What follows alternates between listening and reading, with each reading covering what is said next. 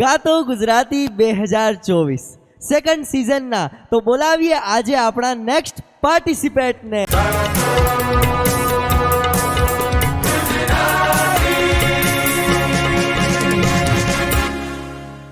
ગાતો ગુજરાતીના સેકન્ડ સિઝનમાં તમારું હાર્દિક સ્વાગત છે. Thank you. તમારું શુભ નામ? ઝાલા રાજલબા. ક્યાંથી પધાર્યા છો? બનાસકાંઠા થરાદથી. બનાસકાંઠા થરાદથી આવ્યા છો.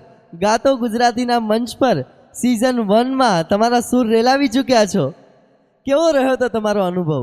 ખૂબ જ સરસ રહ્યો હતો અને ગાતો ગુજરાતીના આ પ્લેટફોર્મથી મને ખૂબ જ લોકચાહના પણ મળી છે અને ગાતો ગુજરાતીનો હું ખૂબ ખૂબ આભાર માનવા માગું છું. આજે તમે ફરીવાર સેકન્ડ સિઝનમાં ગાતો ગુજરાતીમાં પરફોર્મ કરવા માટે પધાર્યા છો. તો એક વાત મારે તમને પૂછવી છે કે તમારી દ્રષ્ટિએ ગાતો ગુજરાતી જે શો છે એનું કેટલું મહત્ત્વ છે? આમ જોવા જઈએ તો ગુજરાતમાં તેનું ખૂબ જ મહત્ત્વ છે અને ગુજરાતના ખૂણે ખૂણે સુધી ગાતો ગુજરાતી પહોંચવું જોઈએ એવું મારું માનવું છે અને પહોંચશે.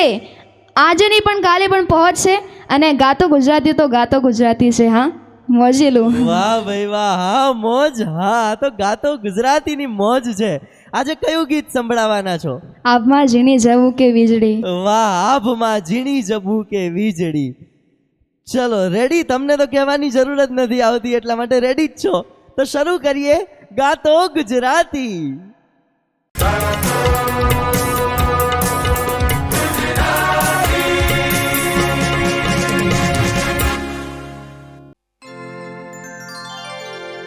હે એ જી શિયાળે સોરઠ ભલો જ રે. એ જી શિયાળે સોરઠ ભલો ને વળી ઉનાળે ગુજરાત.